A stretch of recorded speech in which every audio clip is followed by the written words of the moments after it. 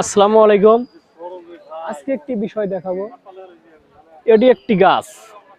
এই গাছটি হয়তো 50 থেকে হয়তো 40 বছর বয়স হবে। গাছটি রোদে পুড়ে বৃষ্টিতে ভিজে আজও তাজা আছে। অবশ্যই এই গাছের আসবাবপত্র আমরা খাট শোকেস আলমারি বানাই, ওটা যদি একটু পানি পড়ে সেই কাঠটা কিন্তু নষ্ট হয়ে যায়। অথচ এই গাছটি বৃষ্টিতে ভিজছে, রোদে পুড়ছে, আসলেই তারপরেও কোনো সমস্যা নাই। তার একমাত্র কারণ কি জানেন? এটা আমাদের আঞ্চলিক ভাষায় বলে গাছের ছাল বা বাকর। এই বাকর এমন হারে কাঠটাকে আগলে লেগেছে, অথচ বৃষ্টিতে সে ভিজতেছে, রোদে সে পুড়তেছে, সে নিজে নষ্ট হচ্ছে, কিন্তু তার ভিতরের যে একটা কাঠ বা ভিতরের যে অংশ সেটা কিন্তু ভিজতে দেয় না। এটা যদি আসলেই আপনাদের জানা থাকে বা এই বিষয়ে যদি আপনারা জানেন, তাহলে অবশ্যই লাইক কমেন্ট করে জানাবেন।